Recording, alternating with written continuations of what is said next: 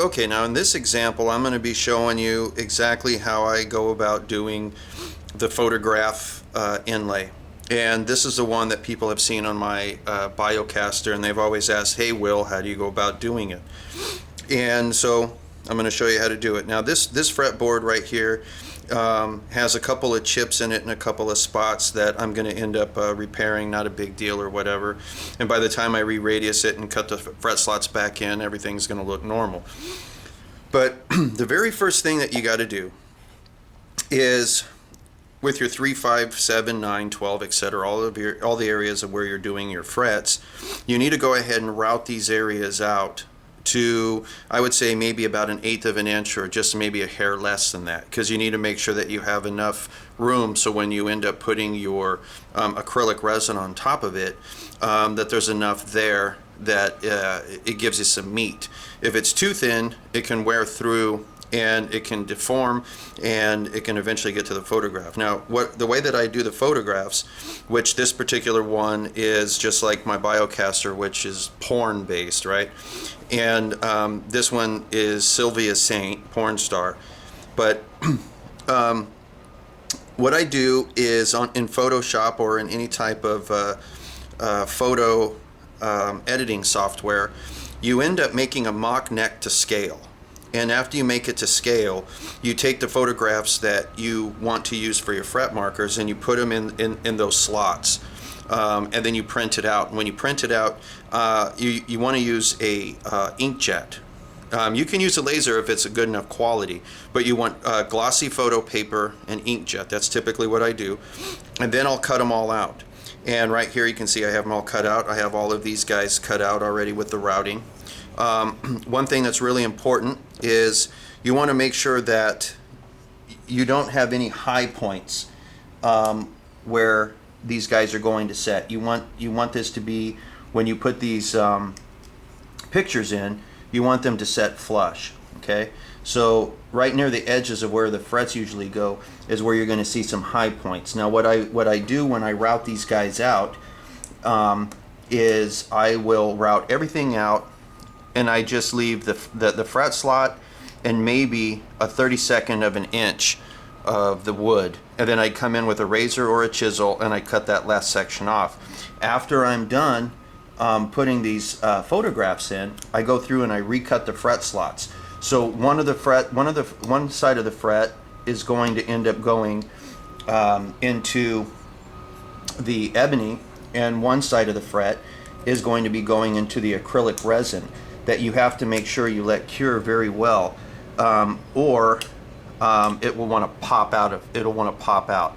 You have to make sure that it cures really, really well, and also make sure that you cut the fret slot large enough. Sometimes when you're putting the frets in where you've got it against the acrylic, sometimes you have to use super glue in order to get those guys to hold real well. Another way that you can avoid that, where you don't have to worry about it, is instead of cutting all the way to where the fret slot is, you can leave a 1/16 to 1/8 of ebony still, and then just make your picture shorter. And by doing that, it'll end up making it where you don't have to worry about any of that. You don't have to recut your fret slots and all that other stuff. But I try to get as much photo into the fret slot as I can get it. Now I've already cut all of these out. I've already made sure that all of them fit, so when I come in and I set them in here, they all fit. And what I'm going to use is an epoxy to glue these guys down. These have to have a very good bind to the fretboard, and this is a 5-minute epoxy. 15-minute would probably be better because it gives you a little bit more time to work, but I generally use 5-minute for almost everything that I've got. And before I mix this, let me get a brush. Now these brushes, these generic brushes or whatever, they have a tendency to kind of lose bristles. And so what you want to do is, anytime you see that you lose a bristle in it, pull it out when you get an opportunity. I'll do that on the fretboard itself and just kind of leave them in here. But this stuff sets up really quick. So I've got the 5-minute epoxy, and I want to put a good coat but not a heavy coat, but a good coat. And right now outside they're doing work on the road, so you're gonna have to forgive the noise here. But I want to have a coat that covers every aspect of the fret slot, and I'm going to do this on a few of them because, like I said, this stuff sets up in about 5 minutes, and I want to get these guys in and not be messing with one of them and have the other one set up, or the glue set up where I can't use it. So do like 3 at a time here. I don't want to put too much. I don't want this stuff to get on top of the photograph. I only want it on the bottoms and on the sides. And the reason why you want it on the sides is because what it does is it creates a seal, so when you end up putting your acrylic resin on there, it will prevent the resin from getting into the paper and discoloring it. And it took me a few times of doing this before I got it right. So making sure that my hands are clean and I don't have any epoxy on them. I'm going to get these photographs, set them in place gently, and now I'm going to take a pencil, something that's got a soft tip, and I'm going to push down on these. I want to make sure that these photographs are touching every aspect or every part of the fretboard underneath. I want a good connection, because this is what the acrylic resin is going to be binding to. So if these are not grabbing real well, what's going to end up happening is that acrylic top can actually pop off if it doesn't have a good strong base. Obviously, when doing this, you don't have to use porn stars. It just seems to be a genre that people like because it's so unusual and it's kind of rebellious, and people have a tendency to go with rebellion when it comes to their guitar. Let me see if I have time for one more.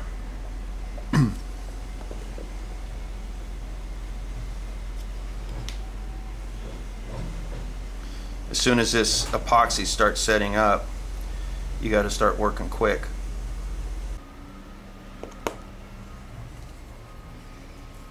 And don't try to, if you see a little bit of epoxy get on the photo, don't try to wipe it off, because it'll smear it. Just leave it alone, and when it dries it'll kind of hide. And with all inlay, it is pretty much the same thing. What you're doing is you're taking something and you're embedding it in the wood, and then you end up putting some type of clear on top of it, and generally the clear is a super glue or an epoxy. And in this case, when I first started doing this, when I was trying to make it work, at first I used super glue. It kind of worked, but there was too many bubbles in it. And then I tried an epoxy, and the epoxy is too, once again you deal with bubbles, but it's too foggy. And then I decided to finally go with an acrylic resin. So this seems to be good. You want to pay attention to the tops and the bottoms, making sure that they're sitting perfectly flat against the fretboard. So now that that's done and these guys have been set up, we're going to go to the next step. So now I've got some tape. I'm using frog tape. For the vast majority of my guitar building and stuff, I use frog tape. It's a brand, and I find it to be some of the best tape to use in guitar finishing and things like that. So I'm putting some up here to create a dam, and I'm going to do the exact same thing on the other side.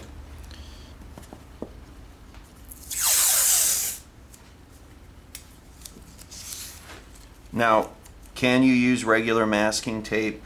Yes, but the end result is not really going to be as good. So I'm putting this on, and I'm trying not to let this tape buckle in. I want it to kind of stick out, if anything, so I can sand it a little bit later on to get it to be perfectly flush. If it's buckled in, we won't really be getting a good result. So this just creates a dam for the resin. The resin that I'm using is this right here. It's just a polyester casting resin. And the way this stuff works is depending on the thickness of the resin, what you do is it tells you how many drops of catalyst that you put in it. Now we're doing less than 1/8 of an inch, but I'm going to say 1/8 of an inch, 15 drops per ounce. So I'm going to open this guy up if I can, which should be more than enough for what we're doing. There's going to be some small bubbles in this. After we mix it, there's going to be even more. This stuff takes a little while to set up. We can put a vacuum on it and take some of these bubbles out. But 15 drops.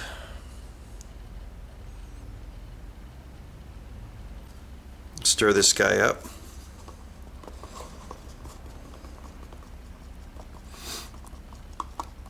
This is going to put bubbles in it.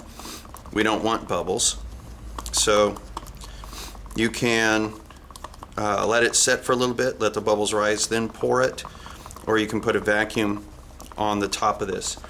And I actually have a thing that I can suck the bubbles out, the air out. So I'm going to do that. And as soon as that is finished, I will be right back. Okay, so I was able to get a lot of the bubbles out, but there's some fine ones inside there that I wasn't able to. So now what I'm going to do is I'm going to take this. Some of these bubbles are still going to end up rising to the top anyway.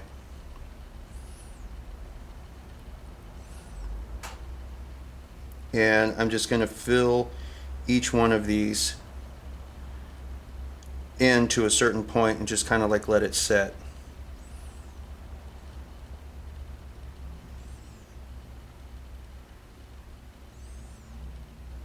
And you want it to be just a hair more than what you actually need.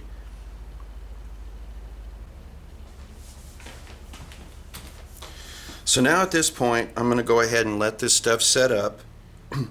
Some of these finer bubbles are going to come up to the surface. Some of them aren't. If you can put it in a mason jar where you can hook up a vacuum to it, you can get all the bubbles out. But a lot of these are going to come to the surface. Some of them won't. Not a big deal, because after everything's polished and finished, it won't look that bad. So this is going to take a few hours to set up, and then after it sets up, we'll go to the next step. Okay, so this is set up, and it wouldn't hurt for this to set up for maybe one more day. But at this point, I'm going to go ahead and start radiusing this and take off the extra that I don't really need. I'll be using a 220 grit, and you'll see that a lot of the bubbles had come to the surface and disappeared, so they're really not there anymore. The ones that are there, as soon as I radius this, they're very close to the surface and they're going to end up disappearing. So let me go ahead and re-radius it, and as soon as I'm done re-radiusing it, I'll show you the next step. So I got the vast majority of all of that off of there. So now what I'm going to do is I'm going to take some 1000 grit. You can actually start with 400 or 600 or 800 or whatever. But I'm going to use 1000 grit. And I'm going to start wet sanding this. And this is pretty much, you want to treat it just as if it was a clear coat, because that's ultimately what this is. It's a very thick clear coat. And you will be sanding some wood, but don't worry about it. The important thing is we take the scratches out of the acrylic resin. I mean, if you wanted to, you could just focus on one area like this, but I'm going to try to keep everything at the same height.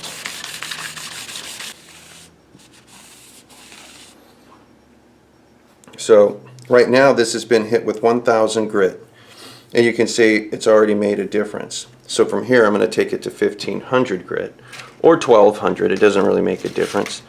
In fact, let's do 1200 because that's what's next to me. As soon as I get to 1500, I'm going to take it to the buffer and treat it as if it is clear coat on a guitar, and I'm going to buff these guys out, and it'll pretty much end up looking like glass. This 1200 and 1500 and all that other stuff is also going to make this fretboard, even the wood part, feel like glass. It's going to become very, very smooth. Most of the time fretboards don't get sanded past maybe 320 tops. Usually it's closer to about 220. So now that I've got this sanded, what I'm going to do is I'm going to take this to the buffer, and I'm going to buff these guys out. And when I bring it back, it's going to look like glass. And there we go. Look at that, looking like glass.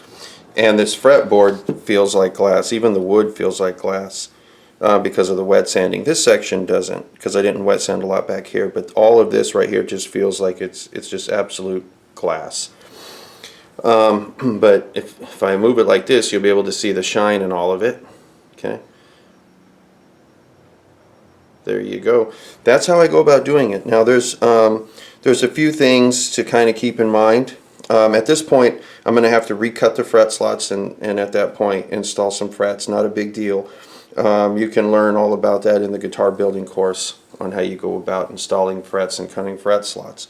But a couple things about this is I have the acrylic going all the way to the edge, and the sides of this fretboard have not been finished yet.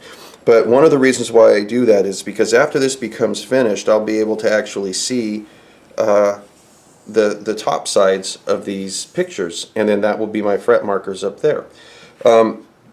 Is it the most gorgeous thing you've ever seen? No, but it works. Another thing is, if you don't want that, you can just cut like a picture frame within each one of these slots, right? Put a smaller picture, and by doing that, you don't have to worry about finishing the sides.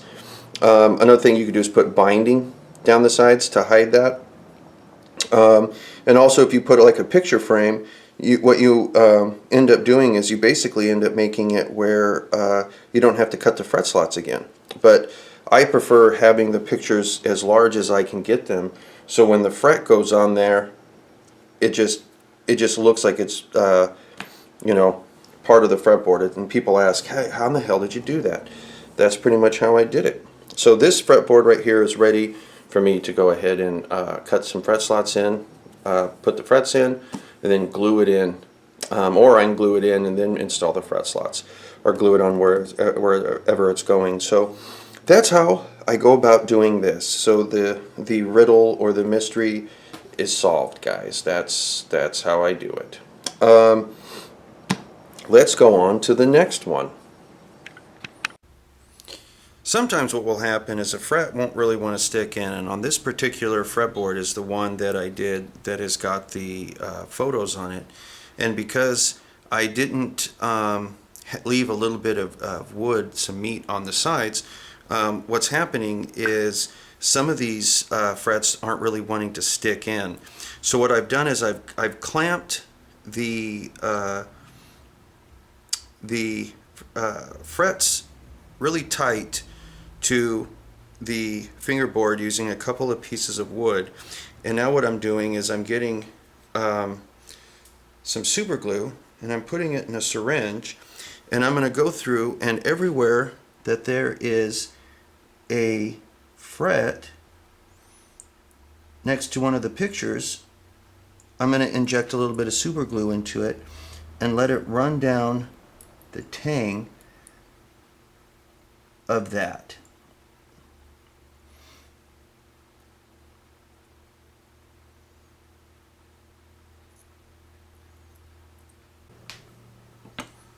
Okay. Now that that's been set in that direction, I'm going to get this and flip it back over again. And it looks like there's been quite a bit that came out the other end, which is good. We're going to let this set for a minute or two, and the super glue should set up. I can hit it with an accelerator as well, which will speed up some of this process, but the stuff that's happening with in the center of where it went down inside there, it won't do a whole hell of a lot.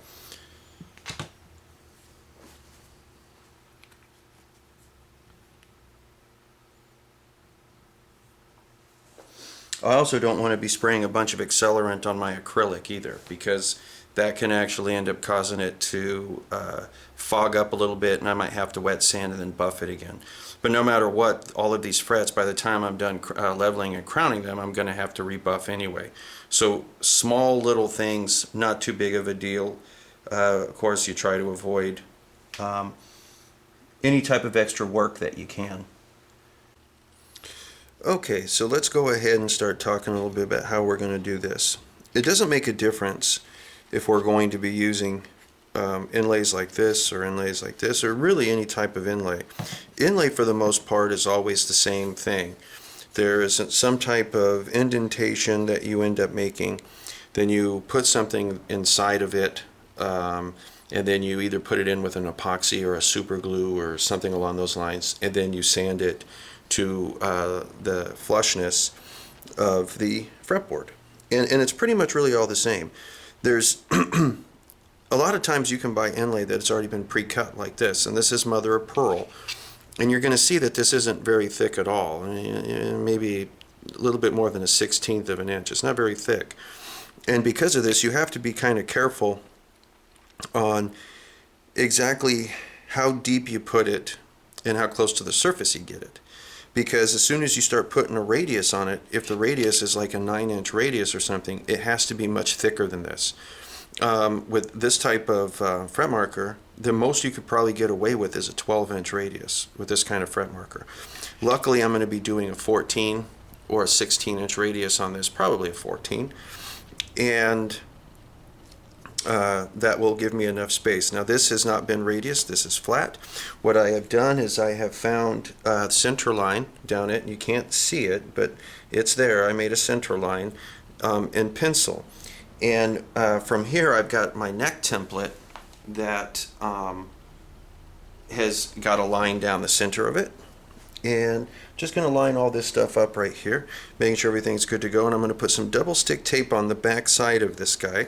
Okay, and from there I'm going to use this template so that way I know exactly where to cut on the bandsaw, and then I can actually end up making this perfectly flat, exactly like it's supposed to be when it gets glued onto the guitar. You can do this also on the guitar itself. You don't have to do it like this and then glue it. You can install the fretboard, radius to fretboard, and then do the inlay if you like. I'm doing it this way because it's going to be less chance of me making an error when it comes to these shark fin inlay.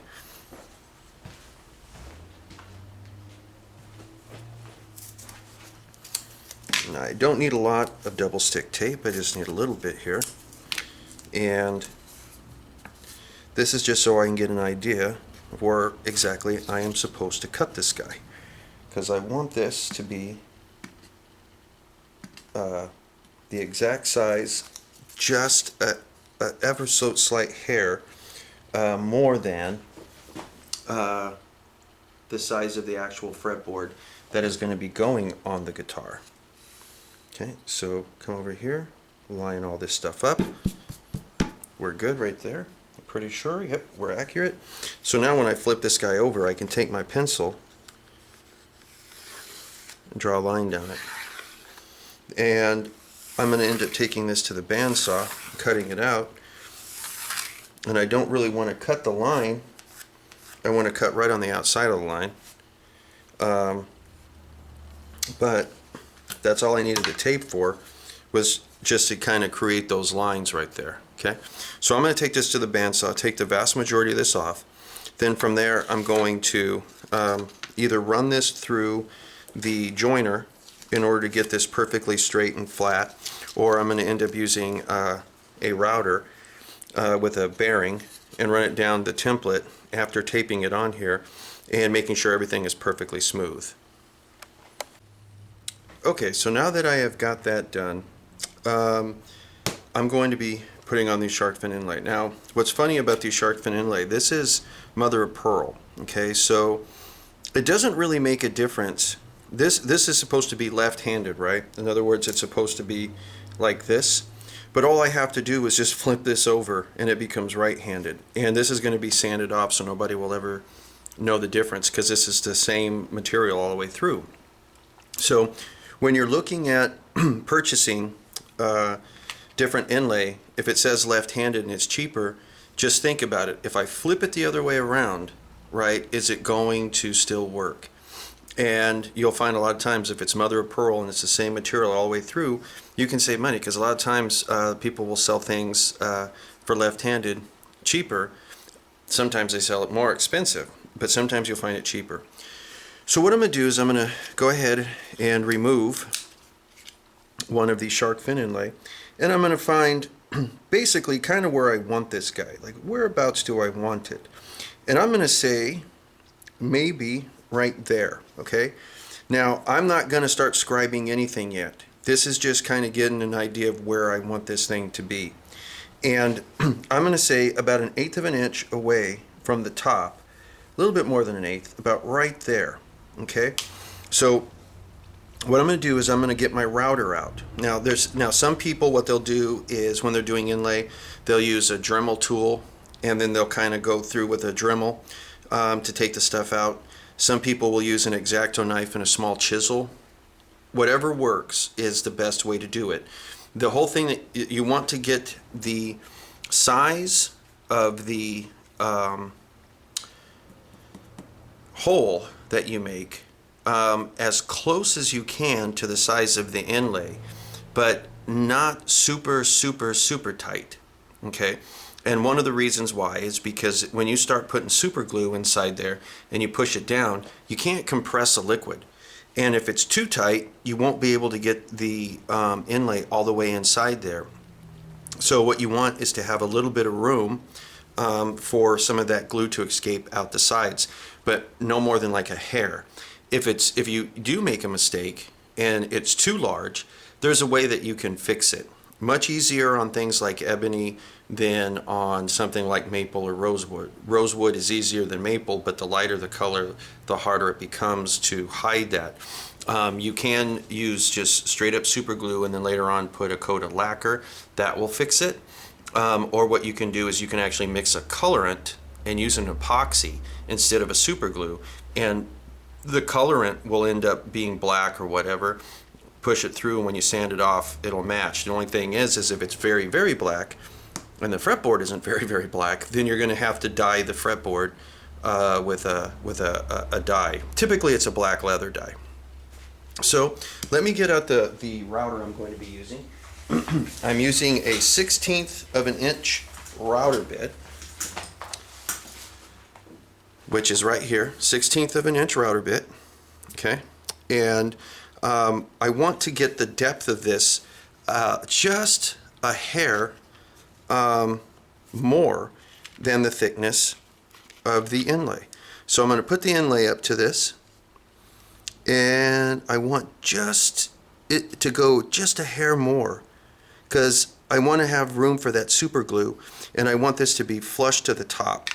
It's okay if it's a little deeper. You just have to put super glue on top of it to fill up the gap, okay? So I've got this to the correct depth, and now what I'm going to do is I'm going to create a makeshift fence. And this makeshift fence, what I'm going to do is I'm just going to take a paint stirrer, break it, which I'm sure all of us can do, and I'm going to be getting this guy and setting it exactly where I want it to set. Take a look at that, okay? Come over here, grab some double stick tape. Put it on the back side, this guy right here, making sure that it's not really sticking out over here because I don't want it to grab the wood. And coming over here, I'm going to keep it at the distance that I kind of want this to be at, which is right about there. Is that about right? Yeah, that's about right, okay? So, like this. Now from here, when I end up taking this router and I place it right up against it, I'm using this as a fence, and when I drop this guy in and I bring it on over, it's going to end up creating a perfectly straight line down the side of that. Okay, so we're almost ready to start routing, but before we can route, we have to make sure that we have the right distance from point A to point B. Okay, so once again, I come over here, I set this guy right about where I want it to be, and I've got a line up here. See, because what I've done is I've taken my pencil and I'm using my finger as a guide, and I'm just kind of going through making lines for the top of this.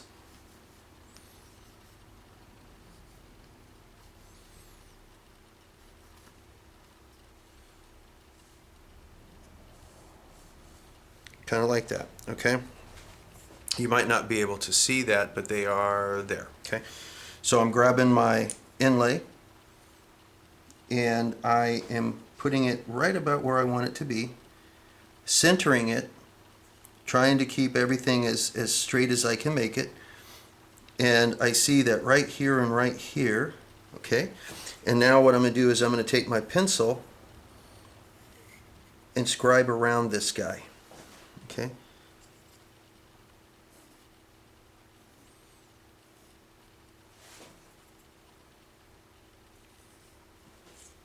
So now I have a nice picture with my pencil of where this guy goes. And I can set that inlay here. This is the 7th fret. So I'm going to come up here and I'm going to do the exact same thing. Flip it. Keep it, since this is left-handed, I have to make sure I keep paying attention to that. I need to bring this guy a little bit over. I don't want to get too close to those fret slots. On some of these I'm not going to have too much of a choice. And I got to make sure that this thing does not shift on me during the time that I'm scribing it. Okay, so that guy's good.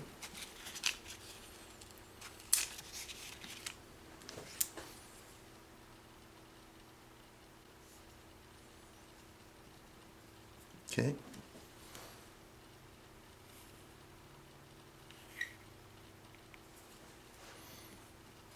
And if you can find a marker or something that has a fine point, you know, that you can see better, by all means use it. And now we're good. So from here,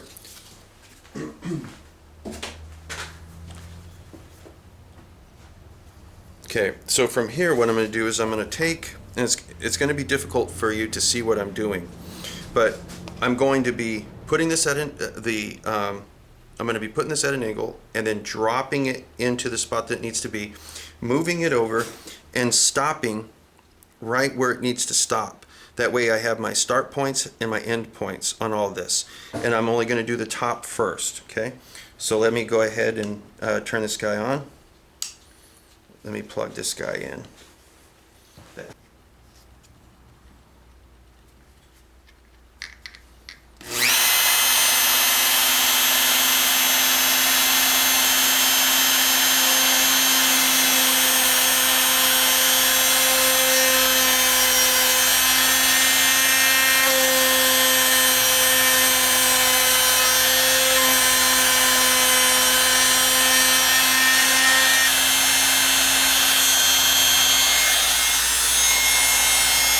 I'm going to continue doing this all the way down. Okay, so now that I've got that done, what I want to do is I want to kind of take a look at it, make sure that I've cut everywhere that I need to. I don't have to go over anything again. Make sure that that all looks good. This one right here is really close. I'm gonna go just a hair more on that one. And I think this one's okay. So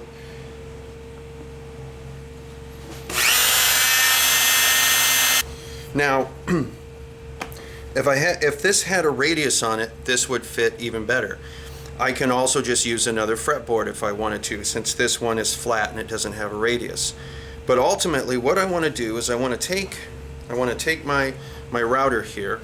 I want to set it exactly where it needs to be in the furthest hole, right? I mean the farthest away from the cut. I mean, so it's in the slot right now. Right now it's in the slot where it belongs on the far side over here. And I get whatever I'm going to be using, butting it up against that, pulling this guy out, okay? Making sure that the distance between this fret slot and this block is the same as the distance between this fret slot and the block, because that is what is going to ensure a very straight cut. Right there. Now I'm going to verify once again that if I stick this in there, it's exactly right, and it is. Okay, so now let me get a clamp and clamp this to the neck. Now you're just using this as a fence. This is the only thing that you're using this for. Okay, before you route anything, double check that this guy is not going to shift, which it looks like it's not going to. Let me move this so you can see a little bit better what's going on. Make sure that this is not going to shift. Okay, so I grab it and I kind of move it back and forth. I'm going to clamp this side down to the bench, leave this side off because we have a clamp here. And when I take this and I start running it down in this direction, it's going to end up cutting a perfectly straight line. One thing to keep in mind is your router bit does go in a certain direction, and if you go against that direction, it can change whether or not your router bit or your router is going to start drifting on you. It's going to go in the direction it wants to go. So in this case right here, I actually want to start down here and move upward. I don't want to start up here and come downward.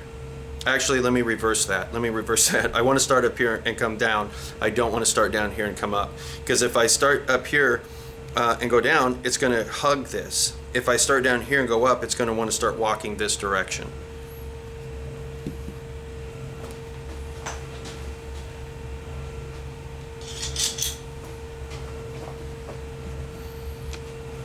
So let me grab this guy.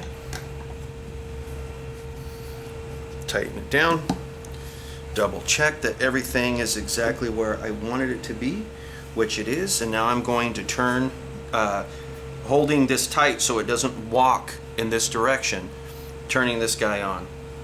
And now I'm going to drag it down.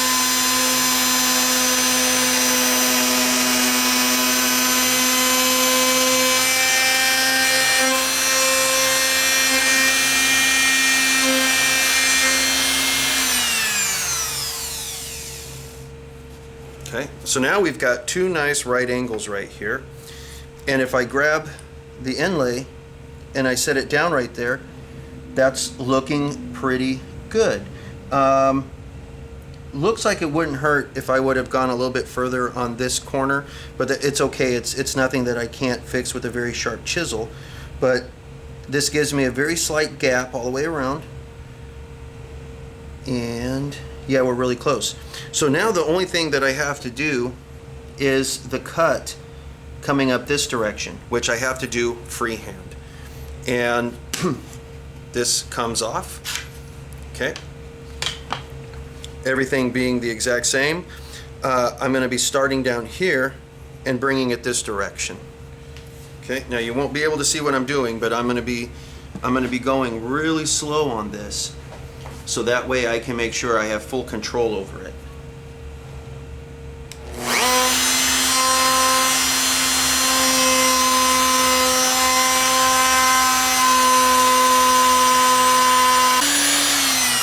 Okay, so I got close to the line, but I didn't actually get super close, so that way I can come in and I can refine this line really carefully, and I'm only taking off a hair in order to get this to look exactly like I want it to look.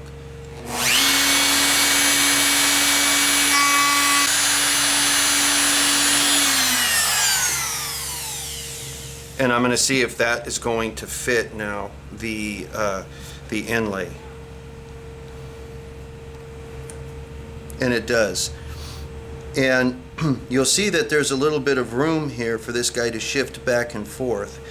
And we actually kind of want that. Now this particular one is just a hair, in my opinion, too large. But that right there is going to work. And when I say it's a hair too large, I mean it's just literally like maybe the thickness of a piece of paper, I think, is too large. It's not bad. So if we wanted to fill in that gap, let's say, we could use epoxy and mix it with what is known as master color. And master color is just a pigment that you can get from luthier supply companies or cabinet maker shops or whatnot. But you can mix it with an epoxy, stick some of that inside there, then push the inlay in it. The only thing about that is you cannot mix the master color with super glue because it'll go off.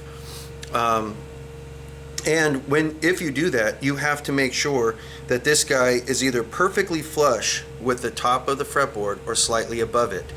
Because if this goes down too low and you have that black epoxy, you're going to have to take more of the fretboard off in order to get it where you don't see the black that kind of runs over. Okay, now I have found that there's nothing wrong with using just straight up super glue when installing fret markers. And it sets up quickly, but at the same time, when it hardens and you wet sand it and buff it, it matches the color pretty damn close. And if you do a wet sand and buff at the end of it, the wood will almost look like glass, and it just kind of blends in. So right now I'm taking regular super glue, sticking it inside here, and I want to make sure that I put enough that some of it is going to leak out of the sides. Okay, in other words, I don't want to fill it up completely, and I'm only going to have a second or so for this thing to kind of get put into place. So I gotta work quickly here.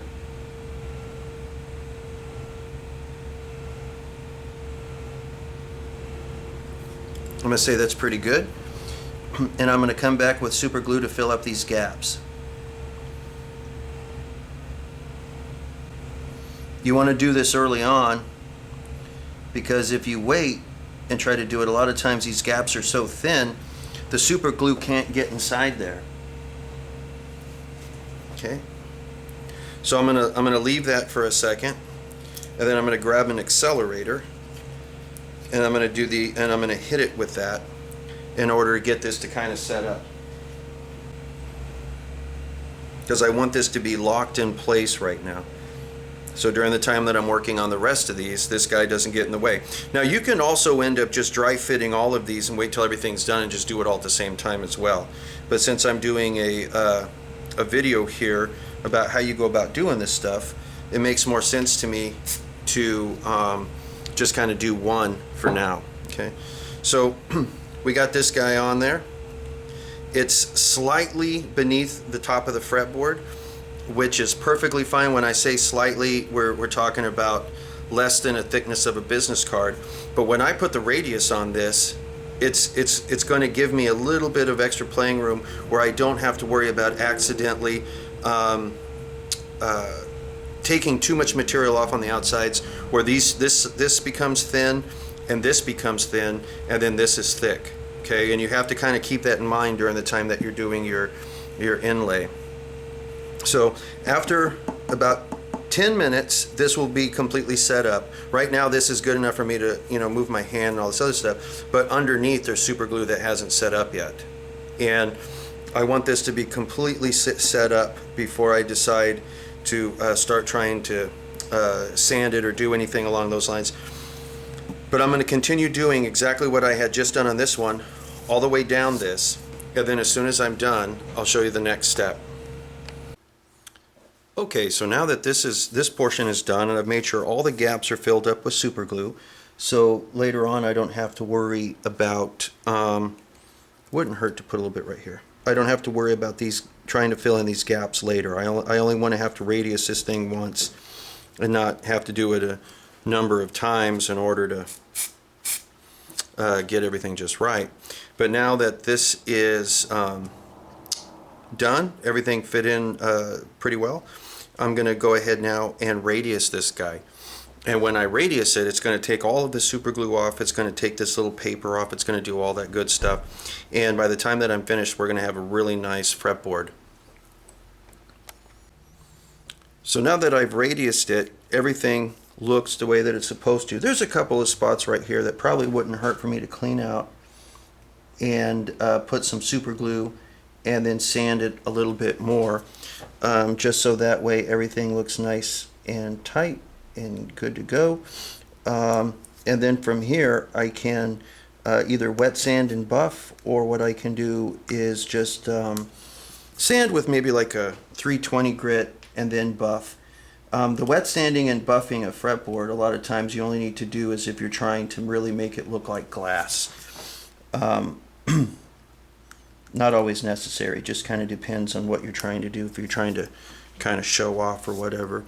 And even if you wet sand it and buff it and it looks really, really nice, over a period of time it will go back to being dull. It's just the nature of the beast. But all I got to do now is just, anywhere that I see a small gap, do the exact same thing, and I'll be good to go. So now that we've got this one figured out and this one looks good, let's go ahead and go to the next one. Now this particular guitar has got a slight radius already on it, and we're going to be doing it exactly like we did with the shark fin inlay. The only difference is there's a couple of things about this that is a little different. We have the center line. I don't know if you can see the center line that I drew with a pencil. And what we have to do is we have to get these guys, we have to find center on them. And then as soon as we find center, we need to find center of the actual fret too.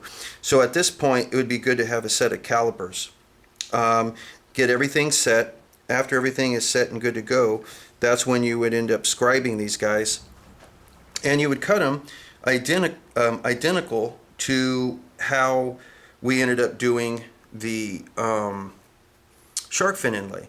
You would use your router and some type of guide, some type of fence to cut the straight lines, and then for these portions we would have to do it by hand. And you know, looking at this, it kind of looks like whoever made this inlay is not, it doesn't look symmetrical to me. It looks like this curve isn't quite the same. But so I've got the first one marked, and I'm going to end up grabbing my router and doing the exact same thing that I had done before.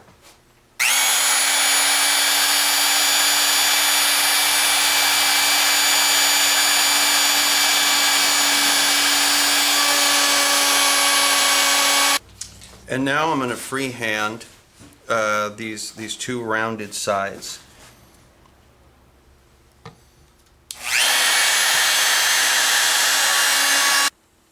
Okay, so I went ahead and I finished up routing all these out, and I went ahead and on a couple of these I purposely made them a little bit bigger, so that way I can show you a way of kind of fixing it when you're not getting everything exactly right.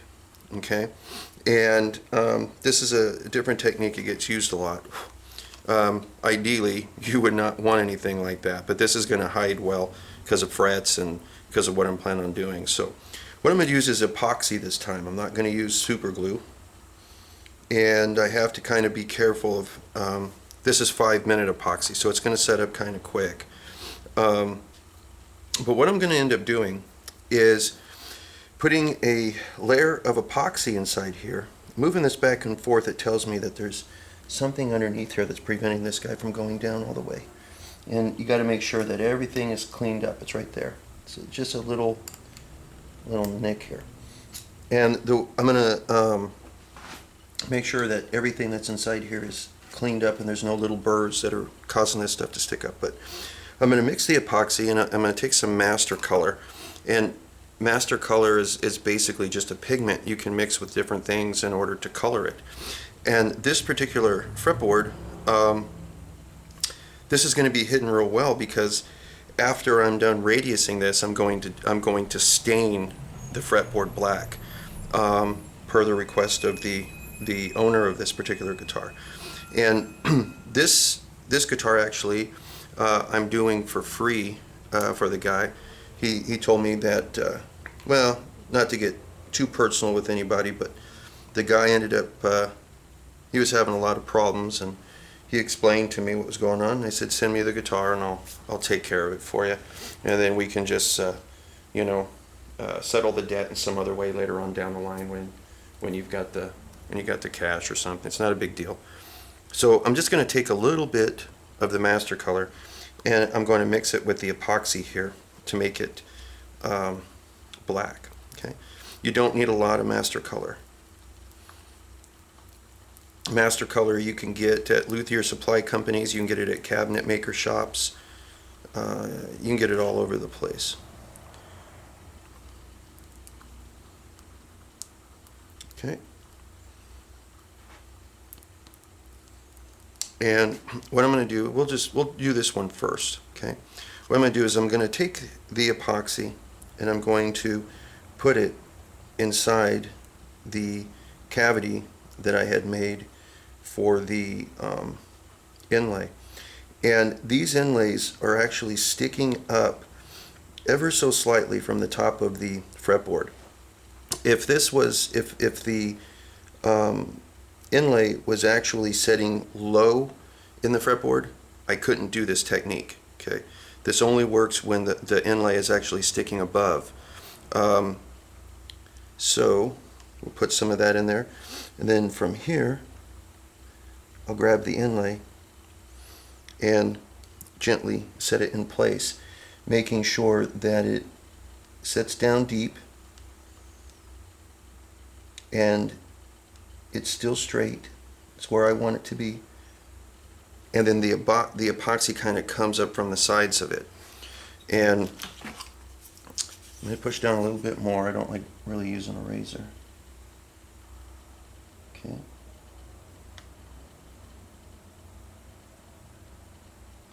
This fretboard has a very, very slight radius to it, and because of that I have to make sure that neither one of these sides is sticking up too high, because when I start sanding and leveling this guy, if they are sticking up too high, these ends will become too thin and they'll become almost transparent. Okay, and that seems pretty good to me right there. Okay, probably wouldn't, well, you know, I think that there's probably enough epoxy right here, but I'm going to put a little bit more just in this area. And let's do the same thing to this guy right here. I can see there's a little nub. Got to remove that because I want this thing to set as low as I can get it, and not teeter. Okay, same thing. And since, like I said, this is 5-minute epoxy, I don't have a whole lot of time to get these guys in place. In fact, I can tell that it's already wanting to start to set up. Okay, trying to avoid getting it inside any of the fret slots.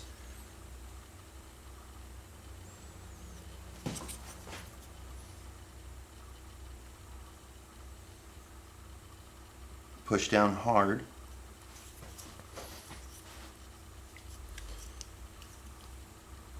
And because there's so much epoxy right now, it's hard for me to tell if this guy's perfectly straight. So I'm going to take a razor and scrape off some of this, so that way I can actually see what's going on and make sure that it is in line with the fret slot itself, because the smallest difference you'll be able to see in small areas.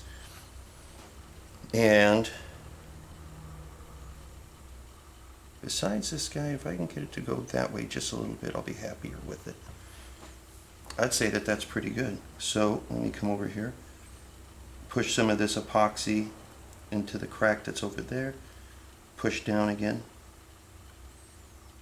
Same thing, trying to make sure that neither side is sticking up too high.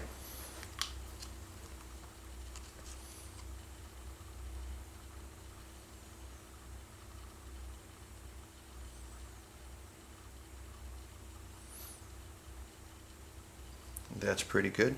You know, I think, oh, this is starting to set up. It's starting to get hot. I think I can get this last one in real fast though. If not, I'm going to end up having to, I don't have much time. This guy is starting to set up. And later on down the line, when I start sanding this, if it shows that there are some gaps, I can use super glue or mix some more epoxy to make everything right, to fill up any little gaps. But that was really close. I mean, this stuff is setting up really quick. That I took a risk right now trying to get that in there, but it looks like it paid off. And not really a whole lot I can do with this at this point, but I'm going to mix up some more, except this time on the rear of this, and then I'm going to go ahead and put these guys into place, and the rest of them I'll just use super glue like I usually do. You know, there are some people out there that have very strong opinions about how certain things should be done, and when you try to tell them, well, this is how I do it, some of them say, ah, you're doing it wrong. But the reality is the end result. You won't be able to tell the difference. It's the same thing. And I just got super glue all over me, which is lovely. Same thing, just like we did with the shark fin inlay. Putting a good amount of super glue in here. Try not to glue your fingers like I just did. And that doesn't look bad. So the only one that's left is just this, and I'm going to go ahead and take care of that. After all this stuff is set up, I'll turn the camera back on so we can do a radiusing and flattening of that. So now that I've re-radiused it and I've taken everything off, it takes a while to do it because this mother of pearl is pretty tough stuff. What I'm going to do is I'm going to take some leather dye and I'm going to go ahead and put it all over the fretboard. And the leather dye will not affect the mother of pearl. It won't penetrate it, but it will penetrate the wood and give everything a nice even color. Okay? And I'll let it set on here for 45 seconds to a minute, and then I'll wipe it up. And after the frets go in, everything on here will get buffed and it'll look really nice. But that is a different video for a different time. So I've got a nice even coat all the way across this guy. There's still a lot I have to do to this guitar, but with that being done, let me grab a rag. And I'm just going to start wiping this stuff up. And that is all there is to it. Okay? So at this point, I would let this stuff dry. There's actually a couple spots, looks like it probably wouldn't hurt if I were to sand it again. Maybe like up in this area, because I can see a couple of things I don't like. Kind of looks like some of the dye went up and under. And then this spot, it's a little thin, and you can see that, but I think that's going to be okay. Other than that, that's really all there is to it. And now this guy is done. Like I said, I'm going to end up sanding here, here, here, and here again with some 220, and that will take care of these small little imperfections I see. Then I'll just hit it with dye again. But that's it. So hopefully you learned something, in this video. Inlay, pretty much it's all the same no matter what you're doing. It doesn't matter if it's thin inlay or thick inlay, or if it's colorful, or if it's a bunch of little pieces, or anything along those lines. It's really all the same. You just have to remember, is it going to be sticking out from the fretboard, or is it going to be embedded in the fretboard? When you're using very, very thin pieces of inlay, you usually have to embed it, and you have to put a lot of super glue on top of it, where that is what you'll be sanding, and you'll never touch the actual inlay itself. It'll give a nice protective coating. When you end up having thicker pieces, kind of like these right here, you can have it stick out a little bit. But that's pretty much it. Don't make inlay more difficult than it needs to be. Whether it is very intricate inlay, or something very basic, or 1/4 inch dots, it's all the same. It's all the same. So anyway, I'm going to let this dry. I'm going to sand it, and I'm going to do the die again, and then I'll be able to fret this guy, and then I can start finishing up the rest of the guitar. So until next time,